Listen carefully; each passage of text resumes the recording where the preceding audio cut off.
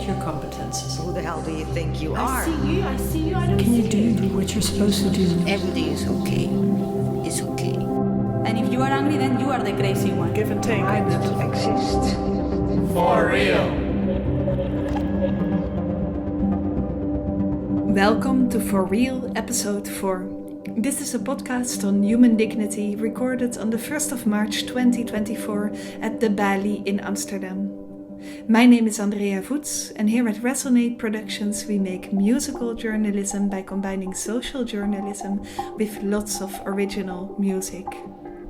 We got together with 80 people to look into what it means to matter.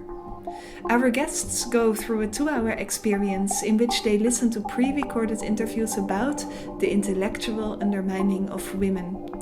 All music is made by Jorge Dumitriu on viola and guitar, Sarah Jeffrey on recorders and voice, and myself on harp. During 5 moments within For Real, the audience is invited to be interviewed by one of the musicians. This podcast is made up of exactly those conversations. By doing this, we are creating one big collection of human experiences on respect and dignity. The episode you are about to listen to was the very first time that we gathered in a full theater. So let's go.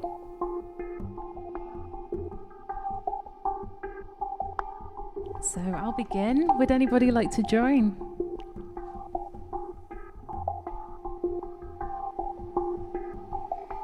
Feel very welcome.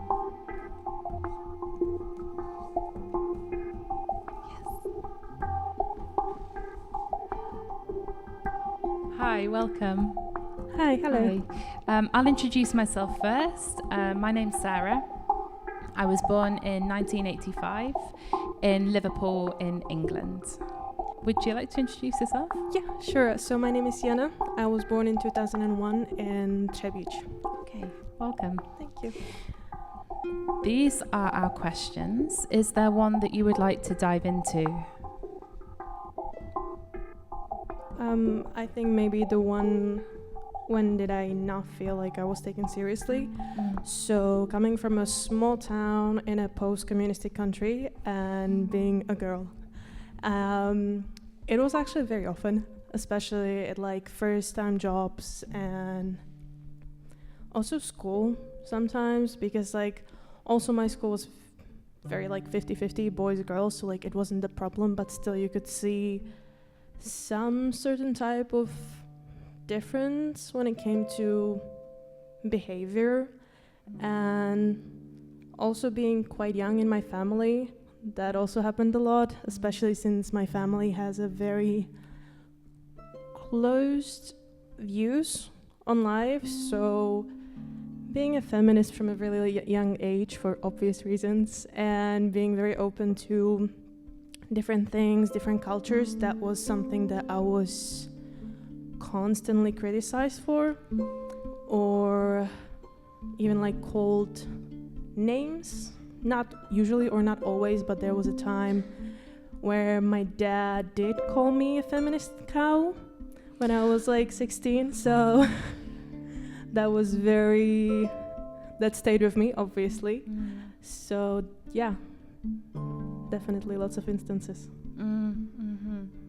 Has this followed you here to your life now? In a way, because while Amsterdam is very open, these things still happen. And I did have a couple of instances with people reacting a certain way to me not speaking Dutch, which I understand since I'm living in this country, but I'm studying here, and the way the university portrays itself is that it markets itself as being able to speak English at uni and in the city. So it was my reason to choose it. But yeah, that was definitely a reason for many instances like this, yeah. Well, thank you so much for sharing. Thank you. Thank you.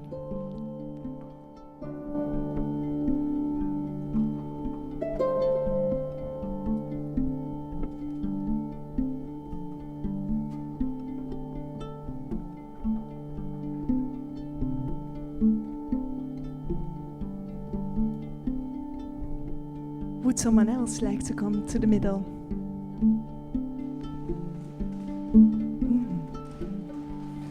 trying to see all of you, but you're so many. Hi. Hi there.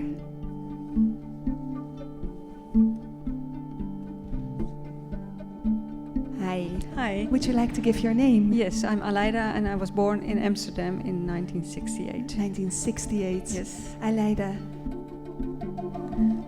Which question would you like to answer? Well, I think the third one. Mm-hmm. And it's actually a thing about the Dutch language and the word leuk. Which Leuk. I cannot specify which is the best English translation. I will explain. For my work, I sometimes have these meetings in which I have a presentation or I lead a meeting. Mm-hmm. And afterwards, often then a man comes to me and said, "Dat deed je leuk. You did it nice," instead of, "Oh, that was good." And I think it's a thing that's been said to women. And if I would have been a man, they would have said, "You did it well." But because I'm a woman, I think they say, "You did it leuk."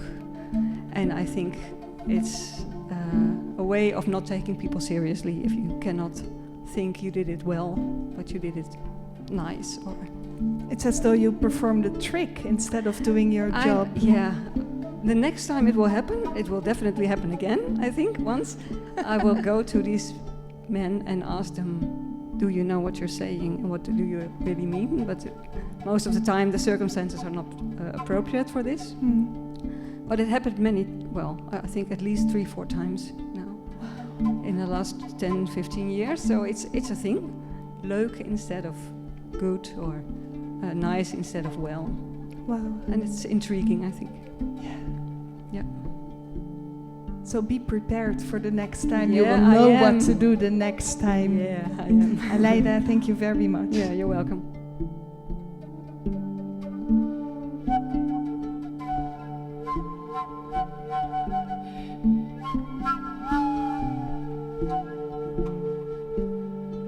Hi.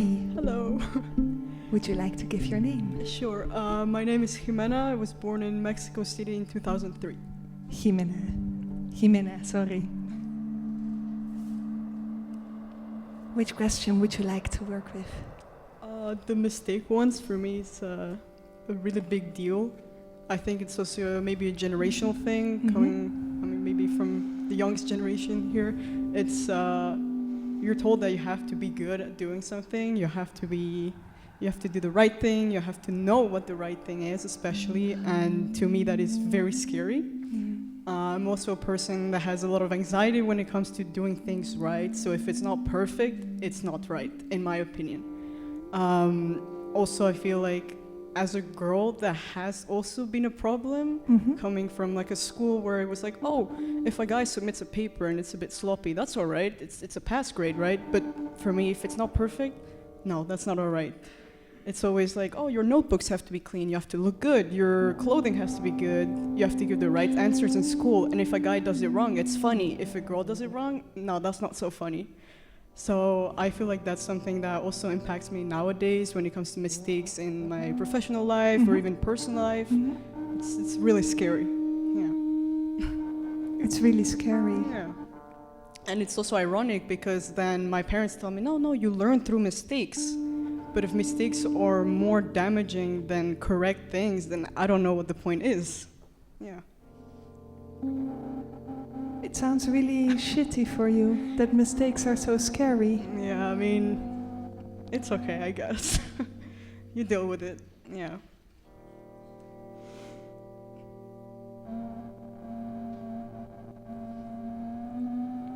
What would you like to tell to yourself to deal with it? I mean, I would like to learn that, like, it's okay. Like, it's not a big deal, and in the end, if you do it wrong, you learned one way to do it wrong, and it's different, and it's okay. And yeah, that's something I would tell from, like, my younger self, for example. Yeah. Sorry. Are you okay? Yeah. We've got this. Oh, sweetheart. Oh. Well, that's the first non-mistake today. But, That's the first non-mistake today. Yeah. That's a beautiful word, Ximena. The non-mistake. Yeah. We have Oh no, these. it's okay. We have these for you. Thank you. Thank you very much. Yeah. Take your time. Thank you. No, it's okay. The non-mistakes. Yeah. I'll keep that. Thank you.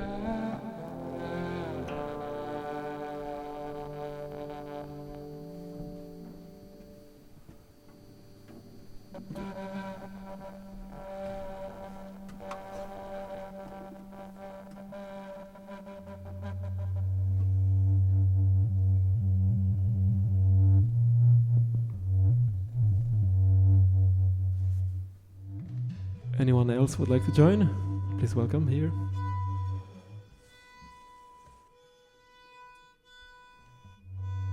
Hello. Hi. Would you like to share your name and place of birth here? Yeah, my name is Nina. I was born in 1998 in Turin, in Italy. And I would like to answer the fourth question about something that resonated with me from what was said before. I really liked the first clip of interview that you played, where the woman who works with women in business shared about her experience in talking with them and asking them why would they be more worried about getting as much as their male counterparts than what the women that came after her to clean up were earning. And I think that's really powerful to think about, because to me that's the moment in which you can realize as a feminist that there is more to living your feminism than just wanting to be at the same level of or above someone else, but understanding the broader structures, and that has a lot of layers to it, that many factors give us power, and those are important too, I think. Yeah, so understanding all the layers and what it means, this whole thing. Yeah, I think indeed, like, I think for me personally, growing up, learning about, feminism first came from a personal experience and feeling less than, and learning that is not right, and that I can reclaim my power. But the true step came later when I also learned what power I do have, and maybe other people don't, because of more factors than simply gender. So yeah, I really enjoyed the first clip of that interview. Thank you very much. Thank you.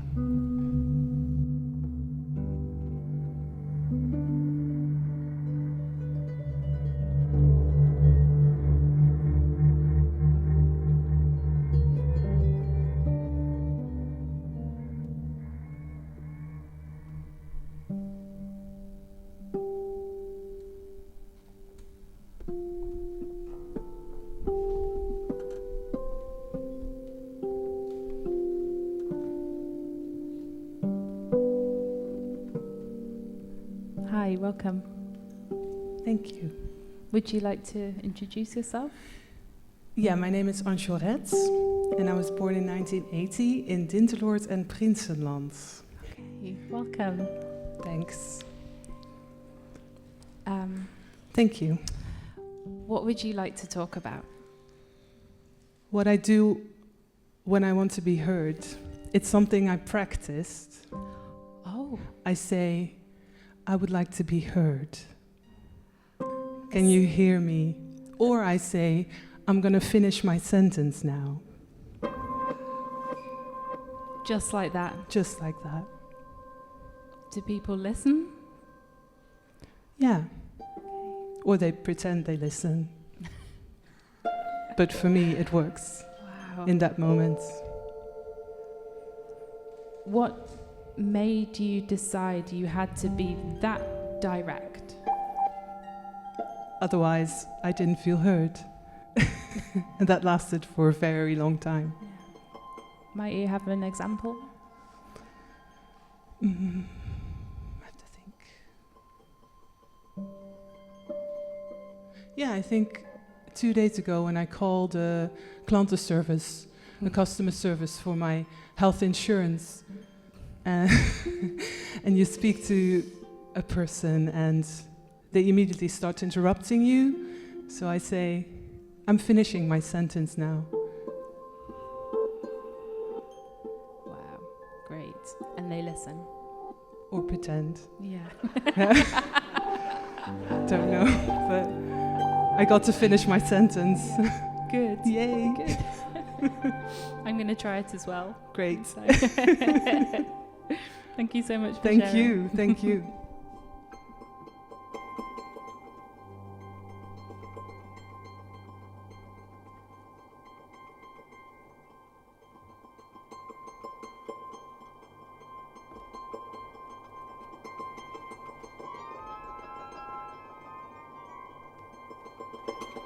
Hello. Hello. Would you like to share your name? My name is Hannah. I was born in Barnsley, England in 1988. Any question that you would like to answer? I want to answer the question, what parts of yourself do you feel you have to hide? It's a bit of an experiment for me to come up here. Feels like a risk, because I'm now going to show myself. When I'm sat here, the part of myself that I feel I have to hide, and I don't really want to, is that I don't identify as a woman or a man. The closest thing I can get to is gender fluid. And I'm hearing a lot of, I'm hearing the word woman a lot, and I'm hearing the word man a lot, and I'm wondering where I am in between those things. Yeah. Does that feel relieving in a way? From being on one side or the other? Or? Is it a relief to feel somewhere in between? Yeah. It's a relief to feel myself. It's oh, it's so vulnerable. I feel relieved when I can feel both. I start to panic if I am spoken to in quotation marks as a woman. That happens more often than I'm spoken to as a man. Yeah, I tense up when I feel that someone is assuming who I am. When I can feel that I'm both at the same time and everything. My pronouns, if I could, like the closest I could get to are we, our, which I don't use because it's very impractical. But that's how I really feel. Impractical in language. Feeling everything I am is exhilarating. This part I'm not worried about hiding. Actually, my smile I'm not worried about hiding now. Yeah. Beautiful, thank you. Thank you.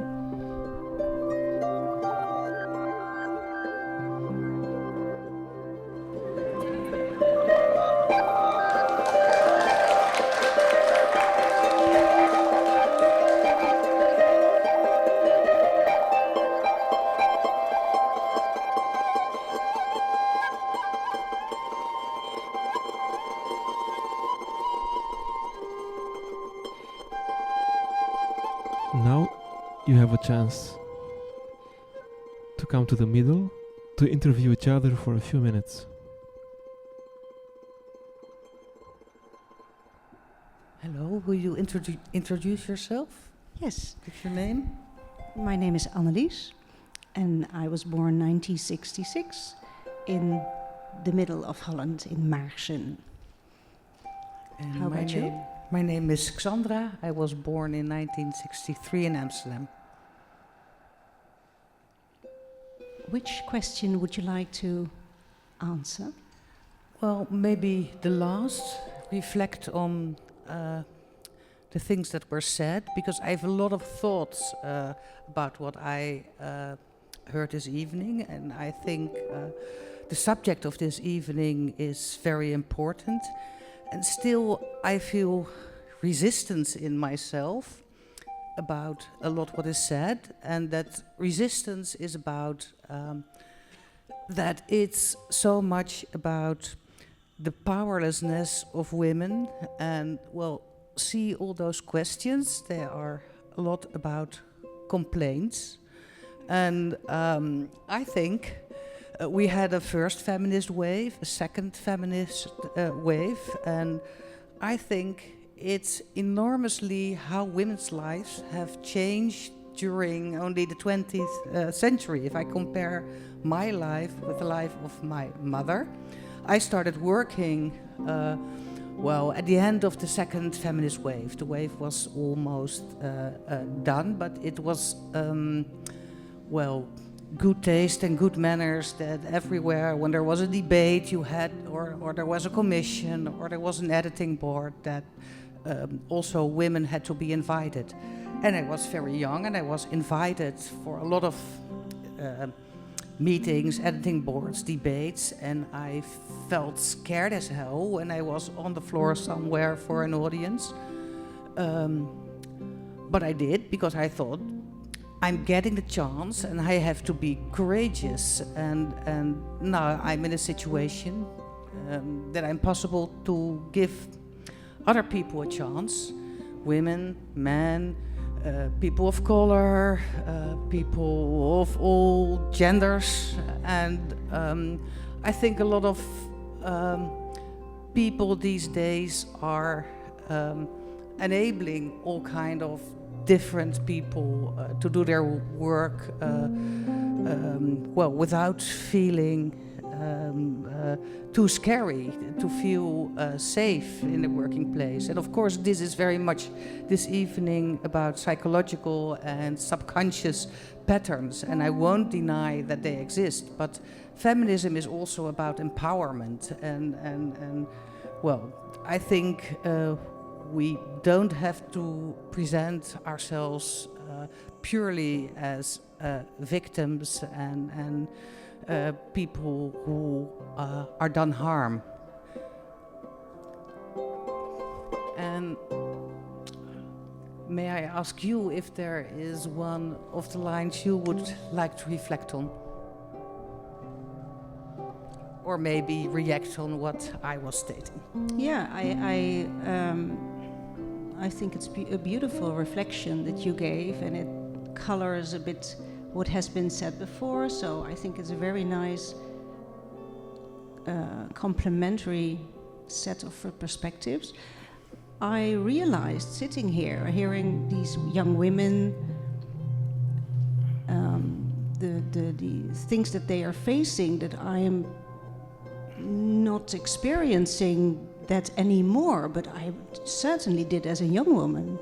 So I almost forgot how almost daily it was that people, I remember one time I was in a kind of fair and I was a kind of sales or representative, and then I walked by a table and a guy said, 2 coffee.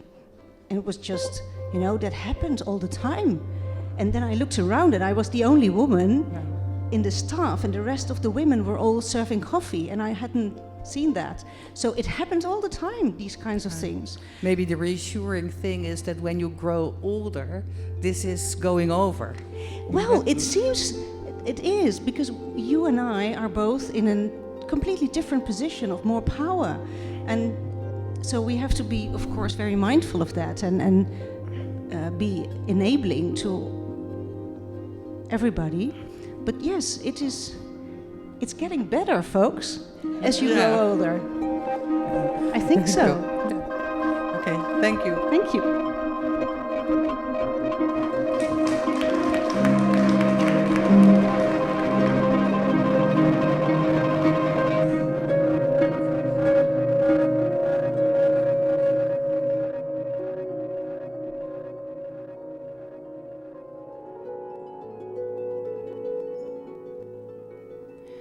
we're recording for the final time.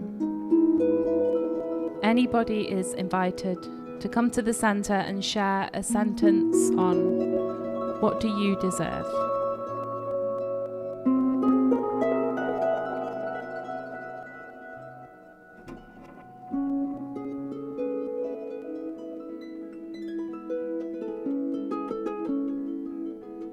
I deserve to belong in this room.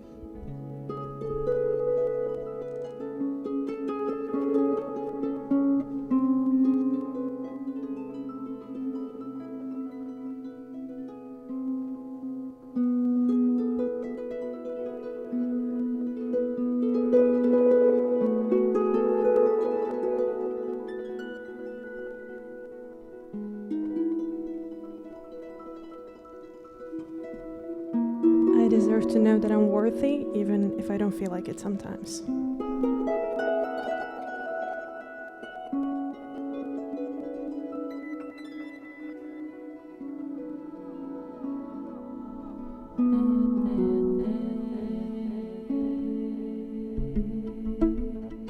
This was For Real from the Balie in Amsterdam.